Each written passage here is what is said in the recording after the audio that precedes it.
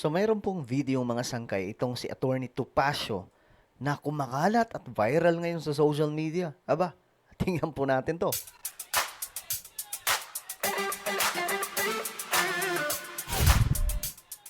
Yo guys, what's up? This is me. I'm back for another vlog today.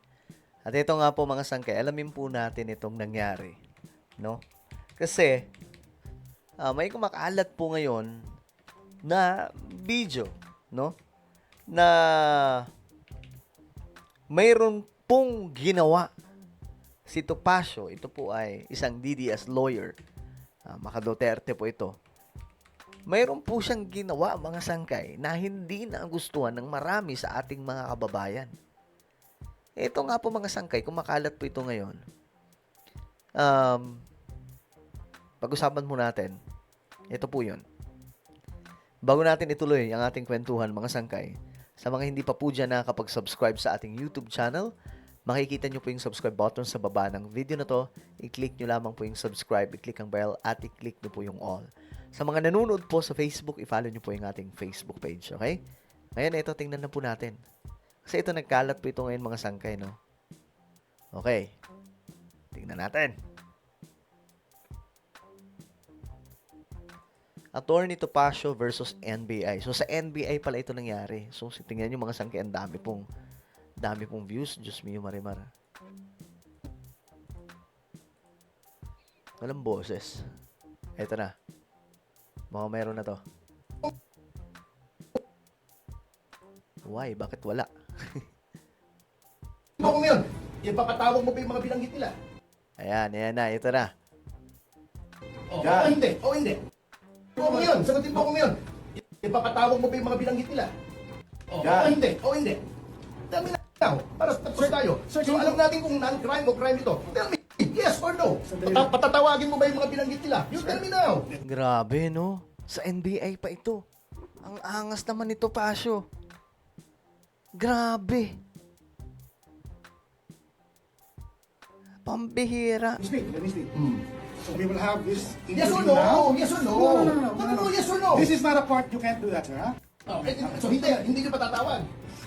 Hindi, Let kasi me finish. sinabi niya Let me non-crime. finish, sir. Sinabi niya non-crime. Sinabi mo, hindi non-crime. So, if you're investigating a crime, ang tinuturo ng mga 18 ay maaring, hindi ko sinasabing guilty, maaring gumawa ng krimen, ipatatawag mo ba?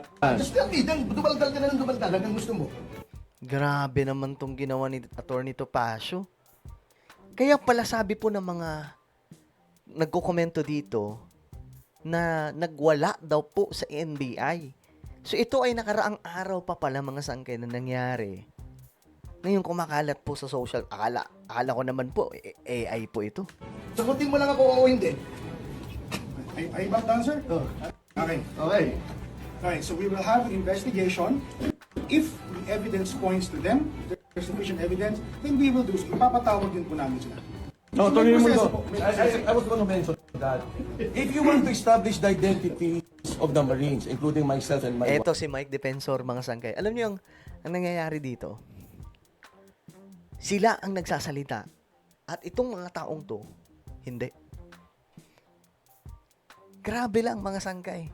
Sila ang nagsasalita, yung mga nag-aakusa, hindi pa nagsasalita. Anong meron? wife. Attorney Levy already stated the IDs were given downstairs and you can verify, and the serial numbers are within. So, what I'm saying is, if the identity is the one that you want to establish, then that's it. That's why I'm saying it's a non-crime. Now, if it's a crime investigation, then you should call on those they pointed to. Bakit kaya takot na takot sila mga sangkay, no? Ba't kaya takot na takot sila na maimbestigahan itong mga dating Marines na nag-aakusa, na naghahatid ng mga mali-maletang pera? Kung wala silang tinatago, bakit sila natatakot? Nag-iimbestiga na nga ang NBI. Diba?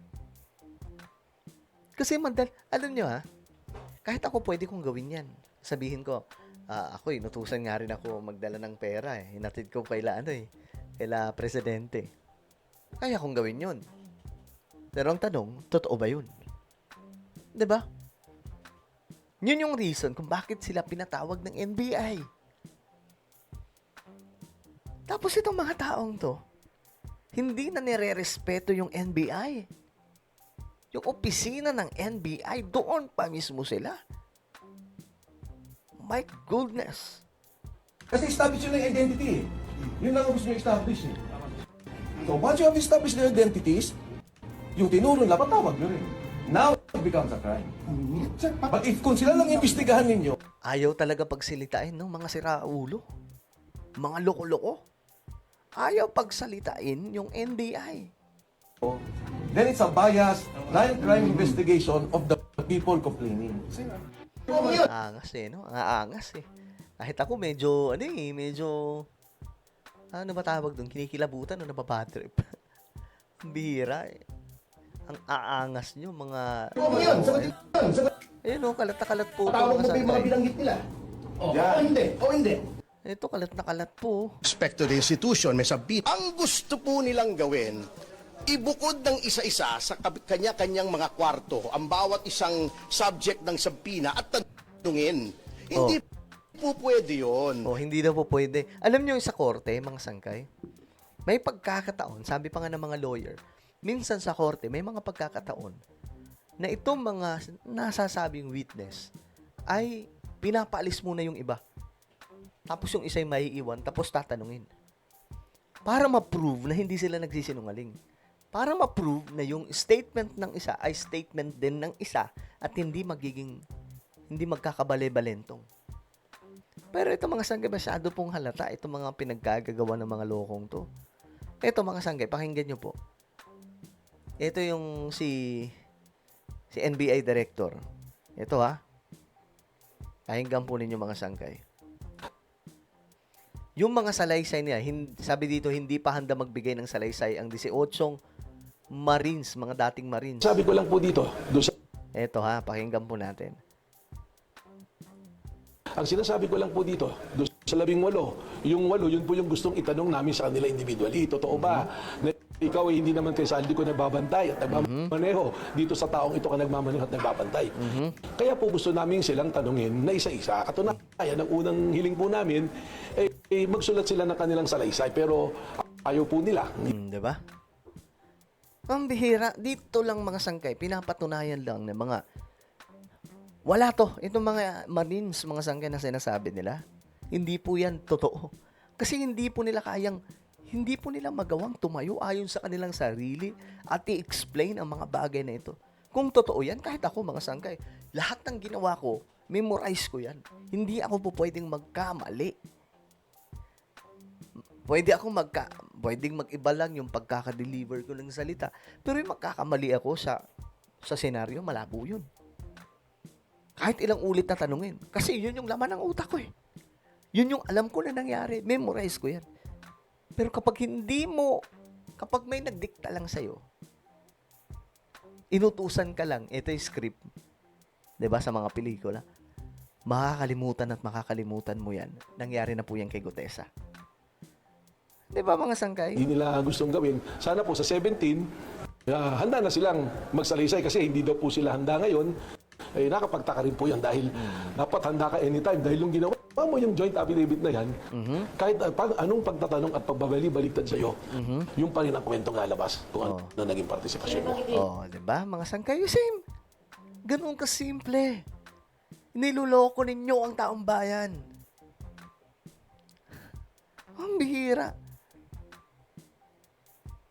Kahit anong balibaliktad pa dyan, lalabas pa rin ng totoo doon. Kahit yung tanong dyan balibalentong. Kasi ganun po kapag ini-interrogate, di ba?